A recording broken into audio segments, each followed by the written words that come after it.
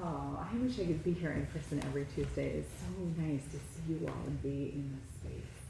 Hi, my friends. Hi, my friends. It's nice to be with you too. Okay, well, if you've been following along, you might be aware that we've been looking at the Buddha's teachings on social and communal harmony. So this is the Pali Canon, this is old stuff.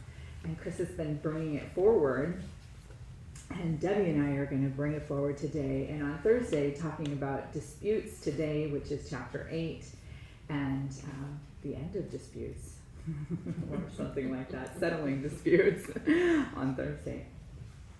And what I'm going to do here is I'm going to walk us through the chapter. This is my plan. We'll see what actually happens. I'm going to walk us through the chapter. Then I have some adjunctive resources, some extra stuff that I want to bring in if there's time before we go into dyads. And that might include a little bit of a guided practice that comes from Thich Nhat Hanh. Up. Yeah, thank you. Of course. Here, let me have a little sip of my tea, and maybe that will help me lift up my voice a little.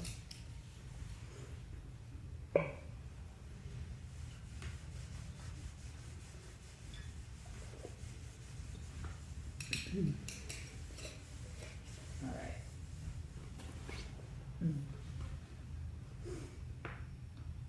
Just the first line of the first section in this chapter brings tenderness in to my system. I feel a little softening in my heart just from the very first line. Why do beings live in hate? Why do beings live in hate?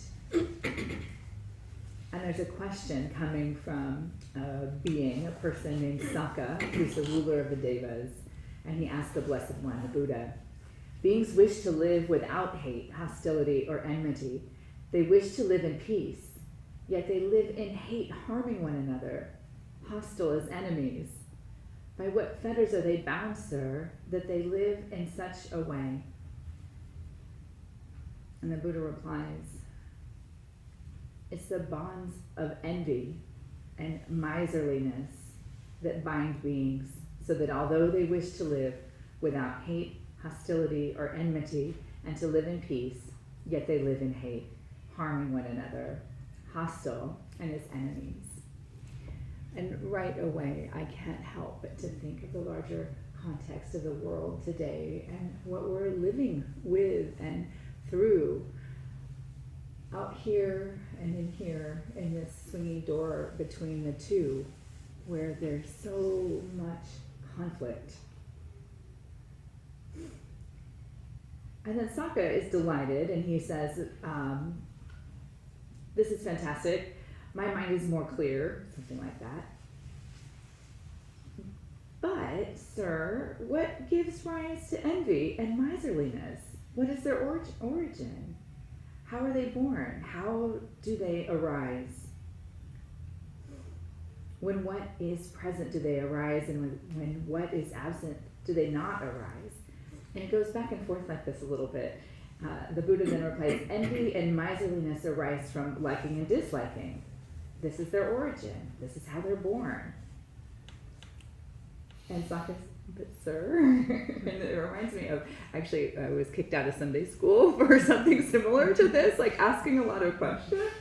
So I was loving this, actually, because he's not satisfied. He wants to know more.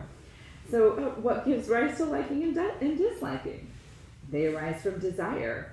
And what gives rise to desire? It arises from thinking. When the mind thinks about something, desire arises. When the mind thinks of nothing, desire does not arise. But sir, what gives rise to thinking? And the Buddha replies, thinking arises from elaborated perceptions and notions. When elaborated perceptions and notions are present, thinking arises. And when they're not, it doesn't. So this just was a little bit more frustrating to me to come to the bottom and then get to elaborated perceptions I'm looking for footnotes. You know, what are those? And the most I could come up with sitting with that as a sort of question is anything extra, anything beyond our direct experience. All of our bias, our preconceived ideas, when beginner's mind isn't here. all the extra that we put onto it. And I also was thinking, and this is because I'm a therapist, and so I'm always wondering about the nervous system, maybe that's related to it also. Like this position of the nervous system when there's fight or flight or flee or fawn. Is that extra also? Maybe it can be. Clouding perception, putting an extra layer of story on top of what's really happening here.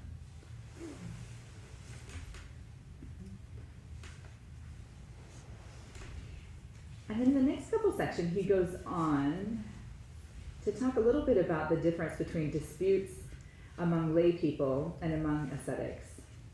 And I think that we can blur the lines a little bit here when we see, he says that roots of dispute with lay people can be, the roots can come from lust or sensual pleasures, bondage to sensual pleasures. This is how it is with householders, lay people. And for ascetics, for monastics, it's adherence to views. And I don't know about y'all, but it's both for me. I get stuck in my own views. I get stuck in seeking and craving and wanting things to feel good and to pushing it away when it feels bad.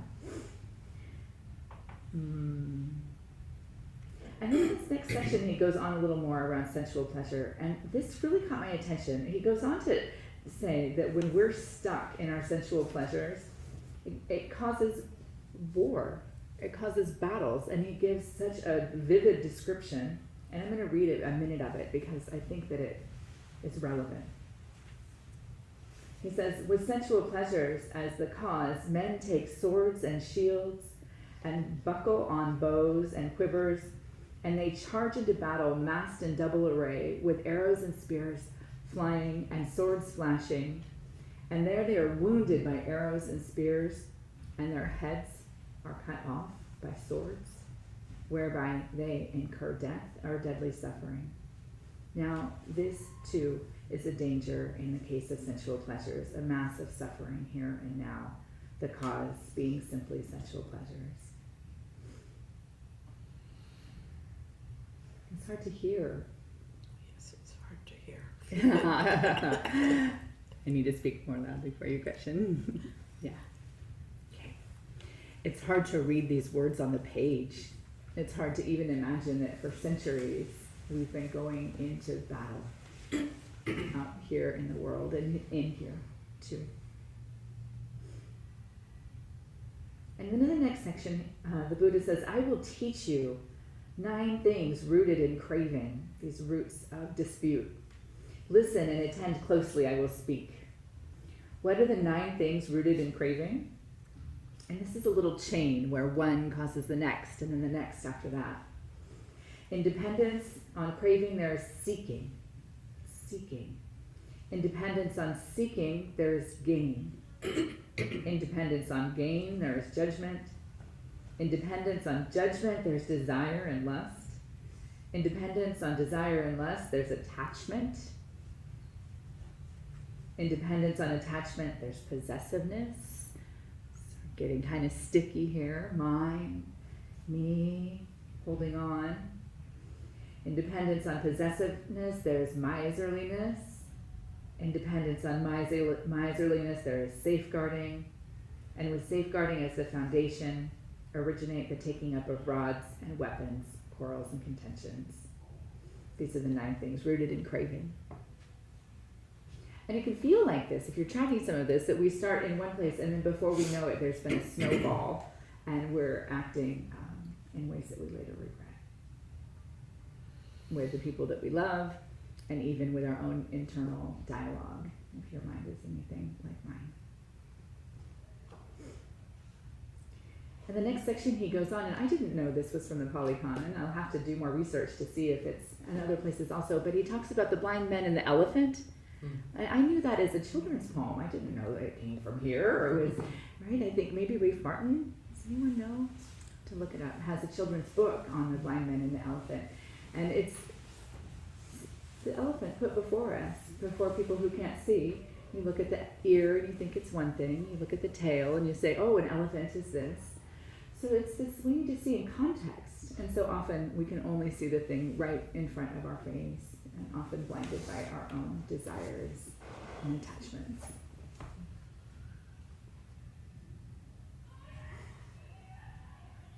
He talks about arguments among monks. And I thought, oh, this isn't just among monks, this is among us lay people too. But this part got me really excited, actually. He says, monks, wherever there's arguing and quarreling, or whenever monks take to arguing and quarreling and fall into a dispute, stabbing each other with words, I am uneasy even about directing my attention there, let alone about going there.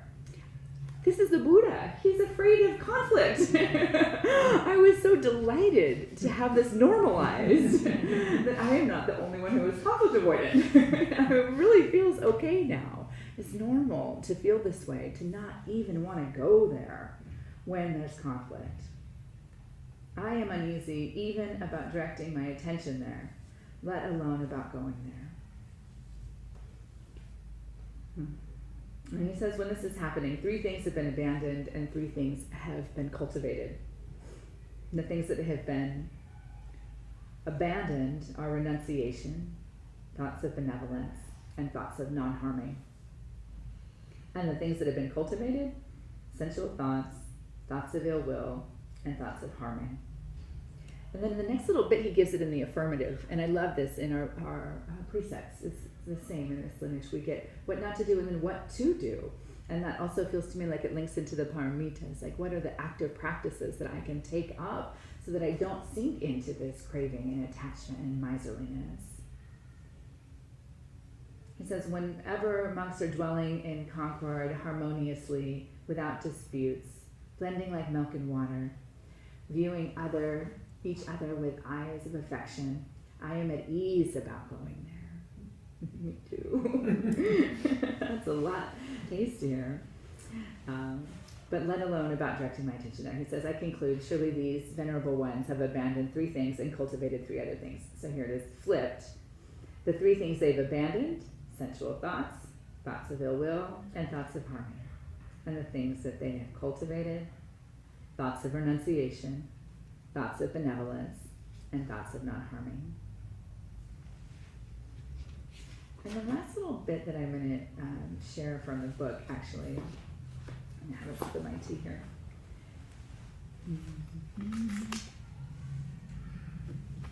He talks about a time and place where there was a great conflict among the monastics in the Sangha. There was such a conflict in the Sangha.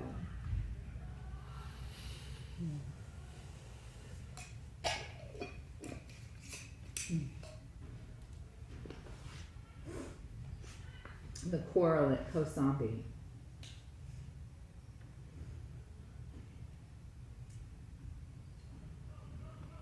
A certain monk went to the Blessed One. The monks here at Kosambi have been taking to arguing and quarreling and have fallen into dispute, stabbing each other with piercing words. It would be good if the Blessed One would go to those monks out of compassion. It feels like a big clue to me right here, out of compassion. And he goes, the Buddha says, enough monks, let there be no arguing and quarreling and dispute. When this was said, a certain monk said to the Blessed One, wait, let the Blessed One, the Lord of the Dhamma, live at ease, devoted to a pleasant abiding here and now. We are the ones who will be responsible for this dispute. And that goes on back and forth. We are the ones who will be responsible for this dispute. And that just feels to me like this beautiful moment of accountability. You know, when you're in conflict with someone, it's like almost the only thing that we need from them at times. It's just a moment of accountability. We'll be responsible. I'll be responsible for this. But he does something, the Buddha does this thing that really caught me, that when in the middle of this Sangha, and I imagine they're in some beautiful landscape thousands of years ago, but there's conflict. It feels icky. He said, I don't want to be in places like this. I'm reluctant to even go there. But he puts on his robes in the morning, and he takes out his alms bowl, and he goes walking. And it felt to me like such a beautiful, even a posture of humility. They're in conflict, and here he comes in his robes with his bowl. It feels to me like the head bowed and the arms extended. How humble one must be to ask for your sustenance in the midst of conflict. moment of humility is what it feels like to me. And then he writes these verses, and I won't read the whole thing, but I'll read a little bit of it.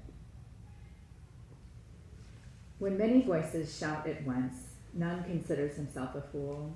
Though the Sangha is being split, none thinks himself to be at fault. They have forgotten thoughtful speech, talking obsessed by words alone. Uncurbed their mouths, they bawl at will. None knows what leads him so to act. He abused me, he struck me, he defeated me, he robbed me. If those who harbor thoughts like these, in those who harbor thoughts like these, enmity will never be allayed. And he goes on at the end and he says, if one can find a worthy friend, a virtuous, steadfast companion, then overcome all threats of danger and walk with him content and mindful. But if one finds no worthy friend, no virtuous, steadfast companion, then as a king leaves his conquered realm, walk like an elephant in the woods alone.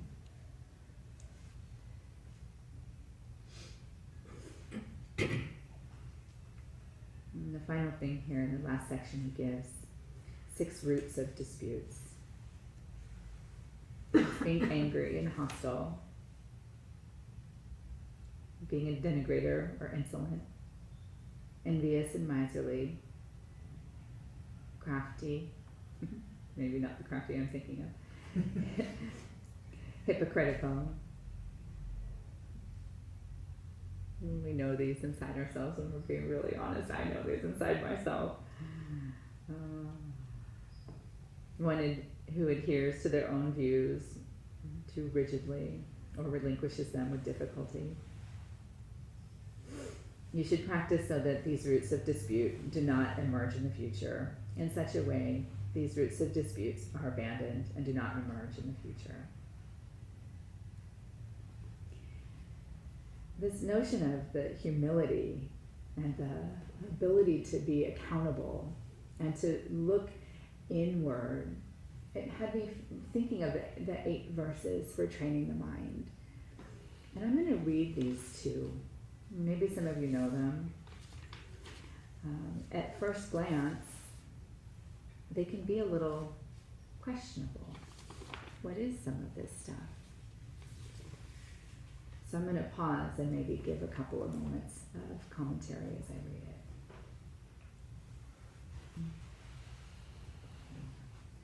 With a determination to accomplish the highest welfare for all sentient beings who surpass even a wish-granting jewel, I will learn to hold them supremely dear.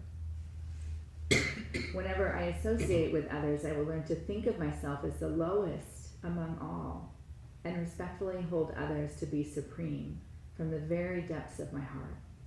So it's starting to get a little dicey here. I'm going to think of myself as the lowest. Can I do that? Why? Why would I do that? Could I humble myself before someone I'm in conflict with? In all actions, I will learn to search into my mind, and as soon as an afflictive emotion arises, endangering myself and others, I will firmly face it and avert it.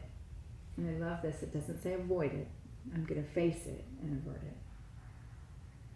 I will learn to cherish beings of bad nature and those pressed by strong sins and suffering as if I had found a precious treasure, very difficult to find. This isn't a small ask. Can I cherish the beings who are causing harm? Can I look with eyes that see the whole elephant, perhaps, to see the context? What is happening here? What are the roots? Are they suffering?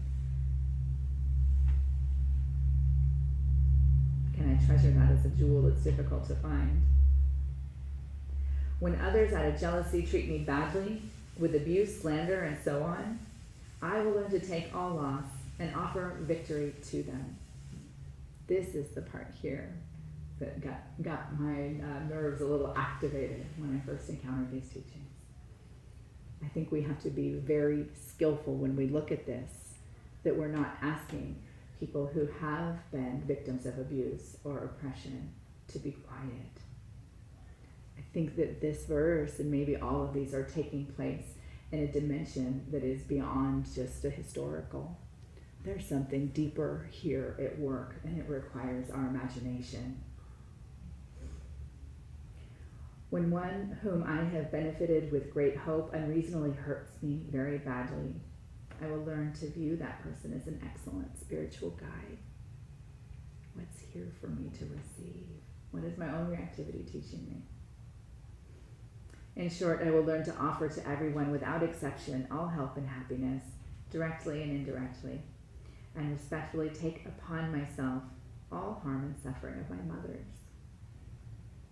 I will learn to keep all these practices undefiled by the stains of the 8 worldly conceptions, and by understanding all phenomena as like illusions, be released from the bondage of attachment. So we're back to our miserliness, our clinging. So these, I really believe, at the bottom I've written are contemplations for not othering. Contemplations for not othering. And can we look into the deeper dimension that's here and hold the nuance of when we need to also rise up. And just for a moment before I end, I was sort of delighted to stumble back across a text I hadn't looked at in a long time. So a moment of interfaith discourse, I was looking at the Bhagavad Gita. There was a verse here, if you know this text, it comes synchronistically from about the same time, the 1st century BCE, when this one was written. This one, well, can't see. And in this there's a battle, which I think maybe we take as allegory, but maybe there's also some evidence that this battle took place on the battlefield of Kurukshetra. And it's a moment when Arjuna, who's a prince, is coming out to fight, and his charioteer is Krishna. Krishna is driving him out on the chariot onto the battlefield. And Arjuna says, I need to see who's here. Who am I going to be fighting? And Krishna draws him up in the chariot, places him right between the lines of the 2 armies, and he sees that it's his own relatives, all my relations on both sides. And he becomes despondent.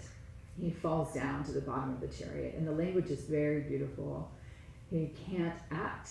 He can't do anything. He says, how could I do this? How could I kill my own relations?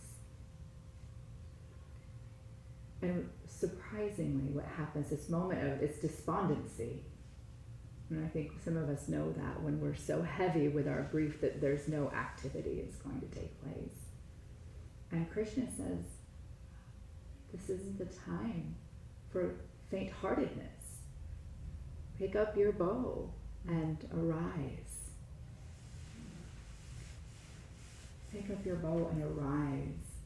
And my heart just moves with this. I've held such a deep question. How can we arise in the face of this conflict? When do I bow? When do I see the other as higher than me and yield? And when do I pick up my bow, or at least my heart, my courage, to meet the oppression before my eyes, the harm before my eyes? Maybe the battlefield, we can understand it better if it's our own body, our own system. And I won't give way to this despondency. I will arrive. I will arise. This is heavy stuff. How do we do it? And I'm going to end here with a possibility, and it comes from Thich Nhat Hanh, and it feels to me like it brings these together, these opposing views, maybe seemingly opposing views. It's a practice called beginning anew, and it has 4 steps. And I'm just going to ask us to imagine right now, to use our imagination. So maybe first just coming into a zazen body, grounding, feeling your feet and seat.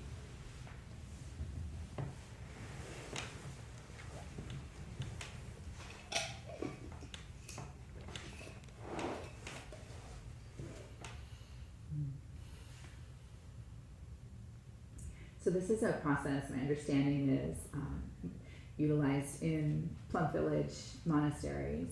I've done this practice with my daughter many times on retreat at Deer Park and at Plum Village. And in our family program at Green Gulch, we do a version of this, sometimes with children, just the first 2 steps are done.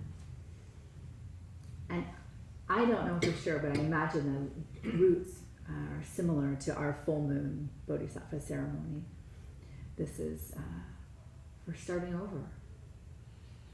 Chris used language last time about being a fresh little child of the Buddha. So we can do this in our relationships, so that our relationships become new. So the first step here is just to call on, in your imagination, a small conflict you've had with someone. And this isn't the time to call on a level 10 conflict, just something small, level 1 or 2. And just let it come to mind and into your body.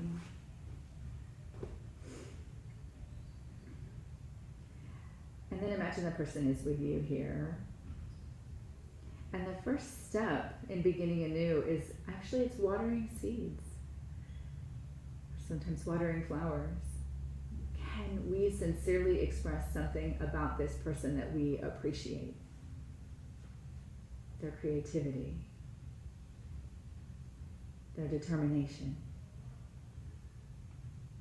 Can we find something we're truly aware of and grateful for? And if we were with this person during this process, we would name it now. Here's something I really appreciate about you.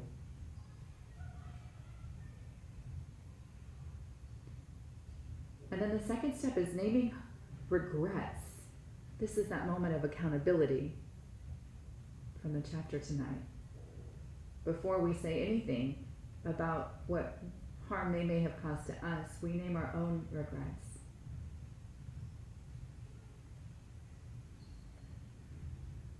And this is seeing into the context of things, the whole elephant.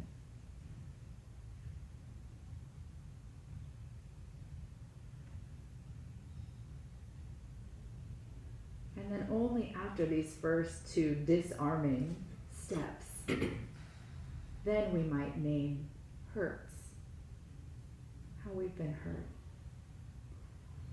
And we use language that is to further understanding. This is something that has hurt me. It's important for me to communicate with you right now. And the fourth step is asking for help. Could you help me to see my own reactivity? Could you help me remember who I am?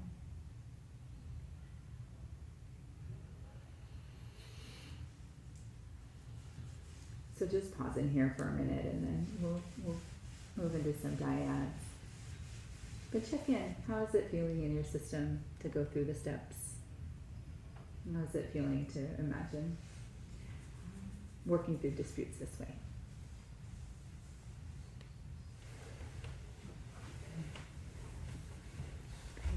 Gretchen, can you help us move into pairs maybe?